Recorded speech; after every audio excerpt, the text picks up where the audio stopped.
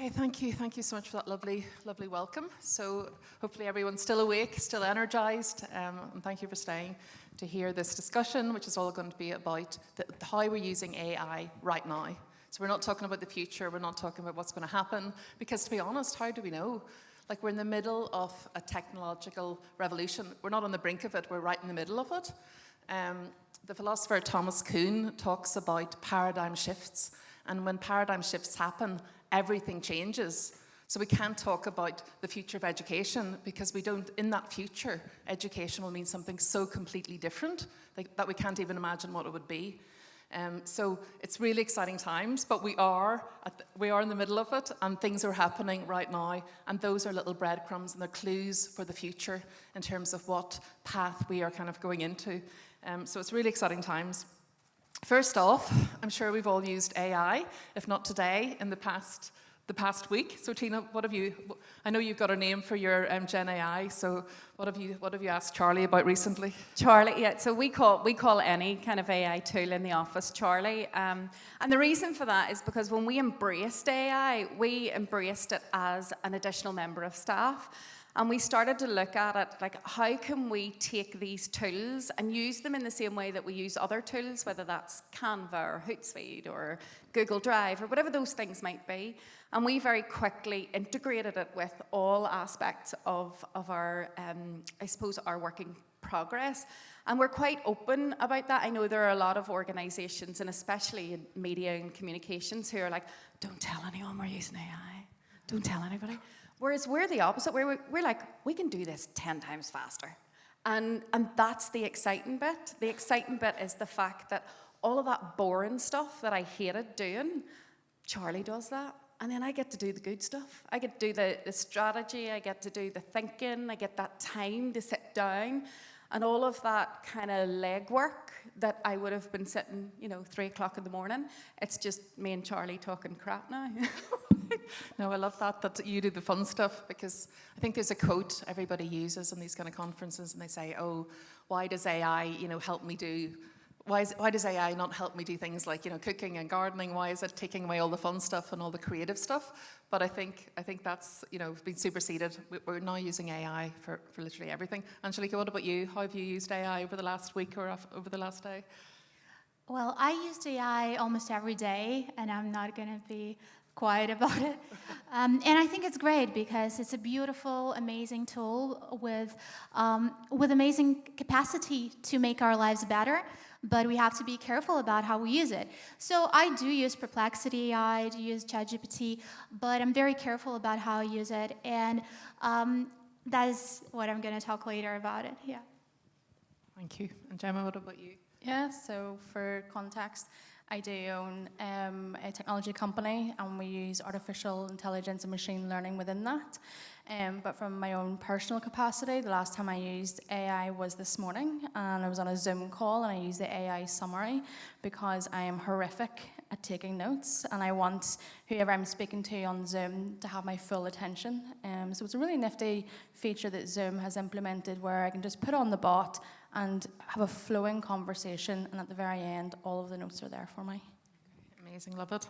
So definitely for efficiency, that's kind of the big theme, obviously, in terms of using AI for efficiency. But tell us a wee bit more, Gemma. I would love to start with you in terms of your project, your company, and how it's using AI to really transform the whole kind of workforce. Sure. We'll go with the origin story. I mean, if we were a Marvel film.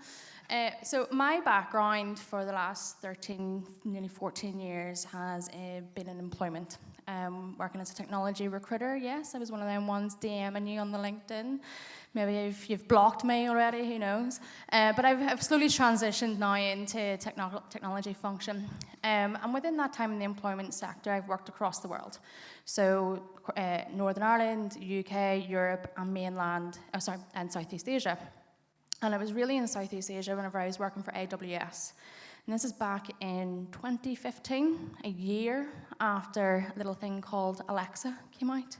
And my responsibility was to source software engineers from San Francisco and other English-speaking countries to relocate themselves and their families to Tokyo to help build out the Alexa and the NLP function. And that was probably my very first introduction to machine learning and kind of set the wheels in motion on how can we bring that technology into my industry, into recruitment. Fast forward to where we are now and with diversetalent.ai. I started the business 4 years ago. It was our birthday like 2 weeks ago. And our mission from day one has been to reduce bias in the recruitment process, to bring better equity and inclusive policies for both job seekers, and support employers with an ever-changing workforce through generational shifts and cultural shifts, and of course, employment law and compliance. Now, the very first 2 years of Diverse Talent was spent researching. We were a consultancy and we worked alongside organisations. In fact, we've spoken to over 2,000 job seekers and over 300 organisations to collect data to better understand the problems facing the employment industry. Within that time, we accumulated a large data set, which was our own. And started bringing in that technology that I learned in Japan and in Thailand, and then speaking within the technology ecosystem. How can we build something that will make impact? And we released an MVP in November 2022, which got really good traction, really good buy-in, and that set in motion for our company transition from that consultancy into a technology company. So we've created a number of different features on the platform. You can go on and have a little look. One is called the Bias Checker, and that's in the platform and now as well as a Google Chrome extension. And that will detect bias in any written language. Originally, we built that for job descriptions. However, through user journeys and mapping out the user flow, we found that companies were using the bias checker to identify bias in anything from company handbooks to social media posts, anything like that. So we're still very much in that startup space where we're getting to understand ourselves, our technology, and our customer needs. And yeah, so I think that's a bit of a summary about ourselves and the origin behind it. Amazing. Thank you, Gemma. Angelica, what about you? I'll have to ask you the same thing. What's your origin story in terms of using AI, your interest in AI, and really how you're using it for Mindshield?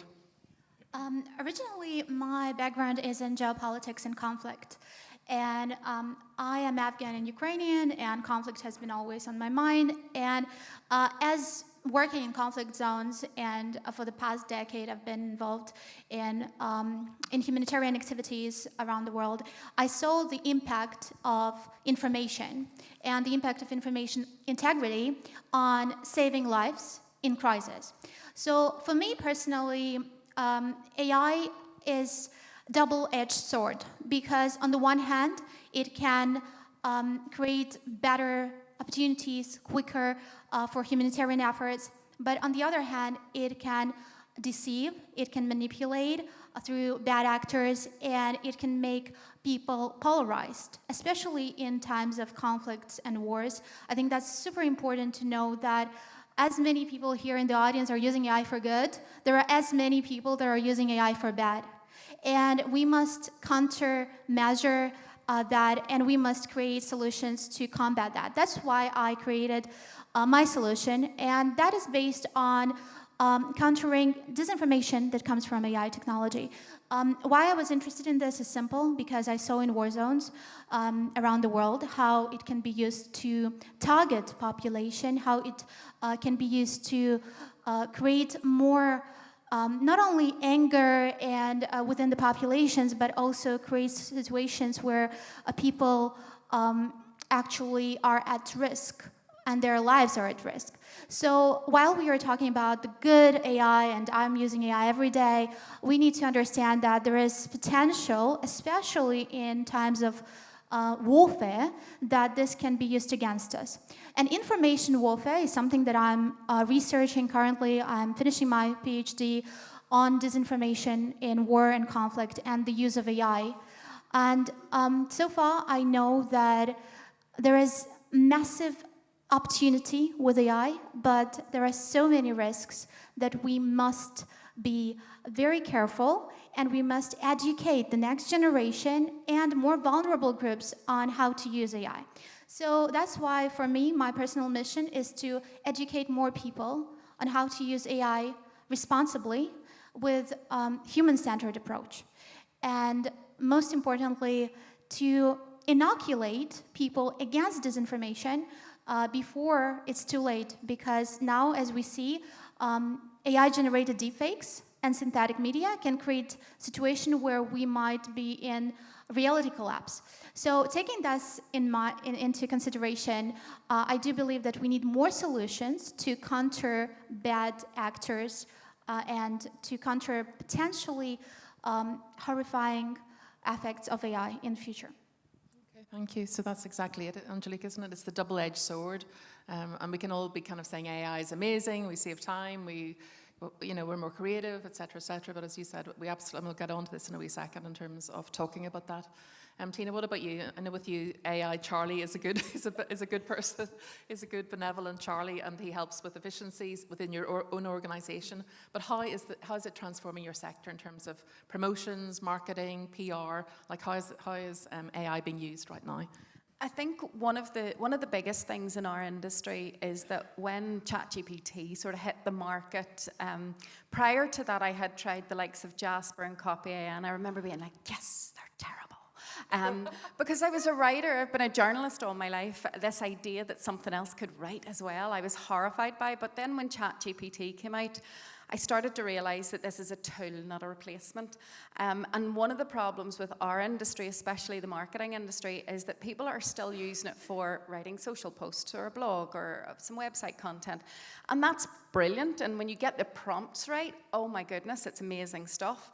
However, what they're missing is where they can really do damage. And that's in tendering, prospecting, strategy level stuff, customer personas, all of those things that take you ridiculously long times to do. An example that we have, we would roughly spend about 25 hours on a tender. That's an approximate average. We've got that down to about 12 hours with AI, and very recently we were awarded a 100% qualitative score, and we only lost 2 marks on pricing, which I did, not Charlie. But we won the tender as a result. Now, obviously, you have to have the knowledge to put it in the first place.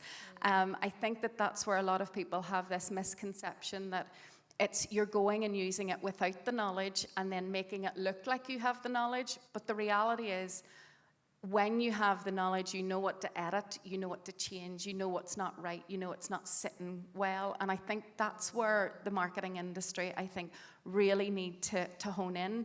And it's one of the projects we're doing with a large organisation. They have 45 sites across Northern Ireland and the UK. And one of the things we're going to do is we're going into each business function that they have, and we're assessing, can you use AI to streamline or improve productivity, etc. And the idea with that is it's a dipping the toe in the water of digital transformation. All they're doing is using a tool, but the idea is that at the end of it, all of the staff will be bought in, and then the leadership team can then look at how can we take the first steps to digital transformation within this business, because they know now if they tried to do it now, everybody would be like, no, I don't think so. That's all a wee bit scary. Whereas what they're doing is taking people along on that little journey. What can that one little thing do that gives you an extra 5 minutes a day, 20 minutes a day, 3 hours a day? And I think that's where we need to be looking at. How can we use it to create efficiencies? No, completely. And I suppose just a little bit about TechFoundHer. So TechFoundHer is a network organisation, and our mission is to get more women starting and leading tech companies. And again, back to the double-edged sword, there's a huge opportunity in terms of low-code, no-code tools, in terms that they can support somebody who's maybe not a coder. I'm not a coder. I did a master's in computer science, but I think I did one Java calculator. That's as much as I got with coding. But I can absolutely lead tech products, and I can lead a team of developers and designers to create amazing tech products. And so our mission in TechFoundHer is to get more women starting and leading tech companies. In the UK, it's only 7.5% of deep tech companies are led by women. So we need to change this. And I very much see AI as a huge opportunity where we can really harness women who are very much kind of mission-led, who've got subject matter expertise, who are driven to create impact in the world. But there are risks.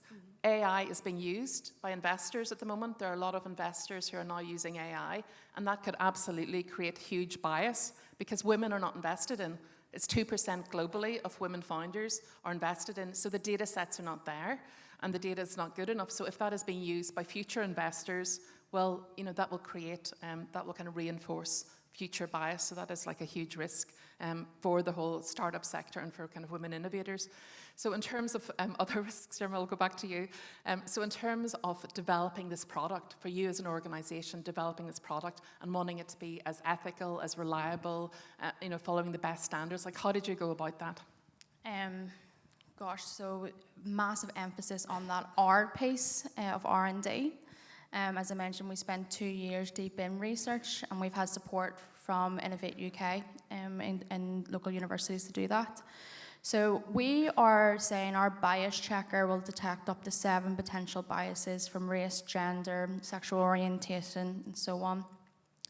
But it's the data that we're feeding our machine learning engine that will essentially spin out what is bias.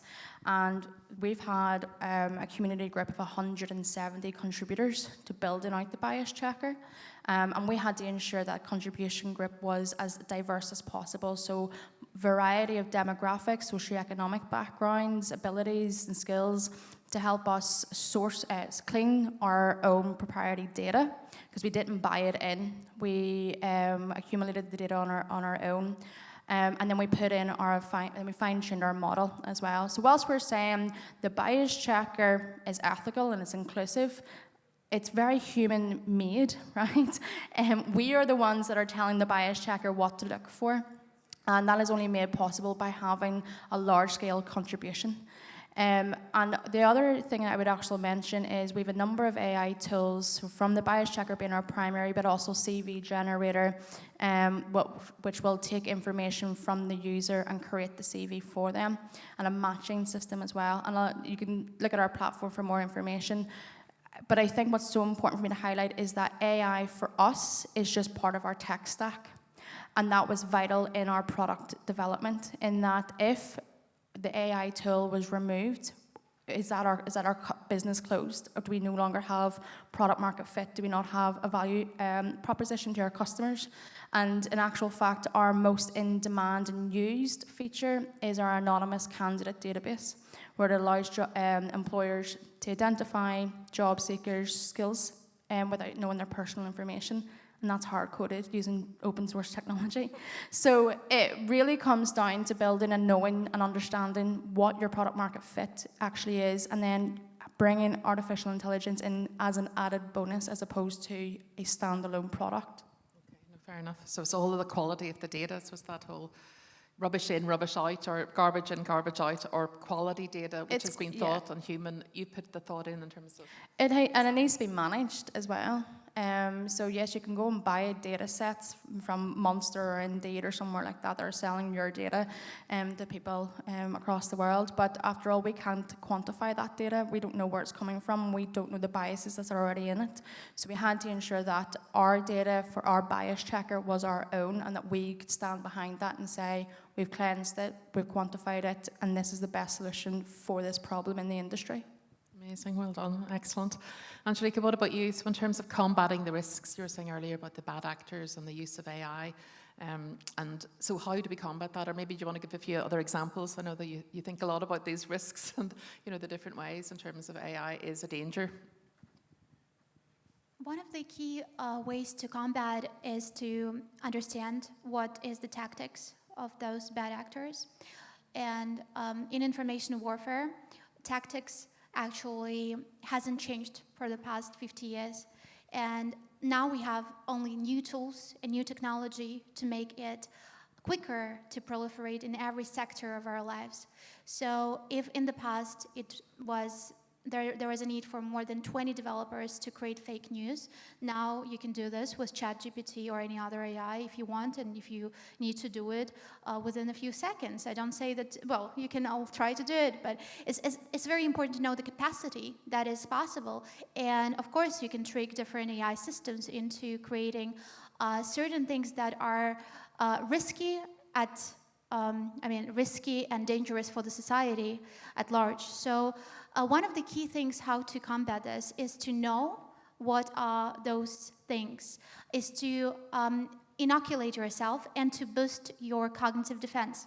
And one of the things how to boost the cognitive defense is to get exposed more and more to fake content, deep fakes, deep voice fakes, and other forms of misinformation and disinformation. But at the same time, I do believe that one of the key things that we have to do as a society, as a civil society, we have to protect vulnerable groups and children, because at this moment there are very flawed filtering systems in terms of most large language models. So they say it's 13-year-old that can assess the quality of this knowledge. However, it is mostly used within children as well. So how do we protect them from risks that AI has? And yes, I'm working on this. I don't have the solution as of yet, as of one solution, but from what I've been researching and creating is that definitely we must take prevention, and prevention at core is the key. Okay, thank you.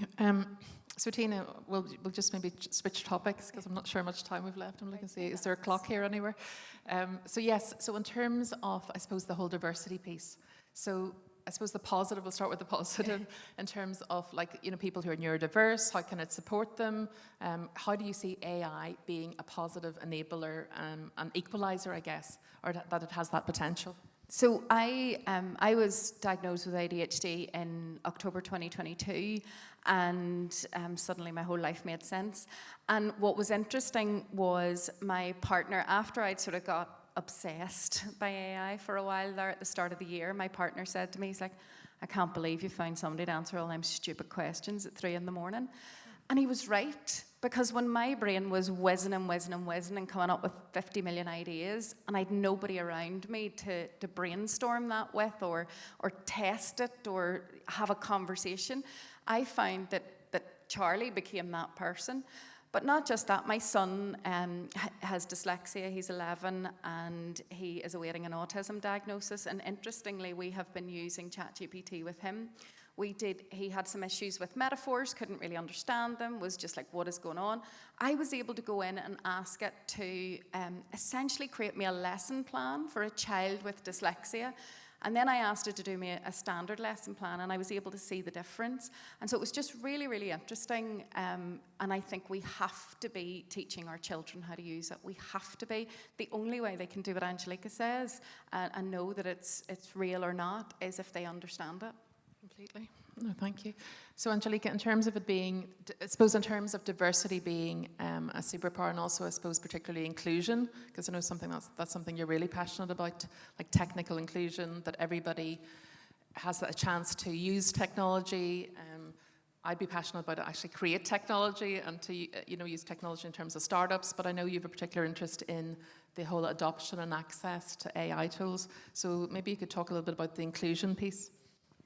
I think one of the key things that we need to remember is that we see the mass forced migration movement at the moment, and by 2050, by the prediction of the UN, there will be 1.2 billion refugees around the world.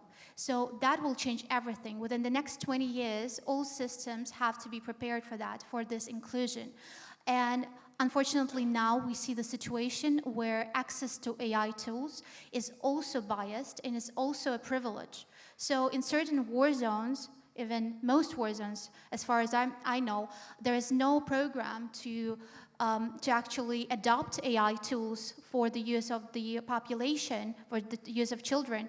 And if we see the next developments further, we absolutely must include everyone. Even United Nations, they do not have, at the moment, the program to include refugees and forced displaced people, internally displaced people in this process. So one of the key threats is that whether we will have inclusive society, and we will have the society that will benefit from the use of AI fully. Okay, thank you. So Gemma, your company is called Diverse AI, so we'll have to ask you. So in terms of why do you think diversity is a superpower, but more particularly, how can AI support diversity in your sector? Yeah, in our sector, it's very much about supporting the underserved demographic. So those who English maybe isn't their first language, or they do have additional needs when it comes to grammar and writing. That's where the CV generator really came from. It was born from saying, I've seen tens of thousands of poorly written CVs generated by Indeed.com, and they are preventing people from accessing new employment because of the wrong tools. And so we built, alongside dyslexia experts, on how to create the CV generator to fit the needs of those of the underserved community. And then how we've tested that is in Northern Ireland, with working with the East Belfast Mission, with different schools and different job centres as well, to get their claimants to build out their CVs using the technology. Amazing. Thank you. What an inspirational panel. Give them a big round of applause. Thank you so much. Thank you. Thank you. Thanks. And to yourself.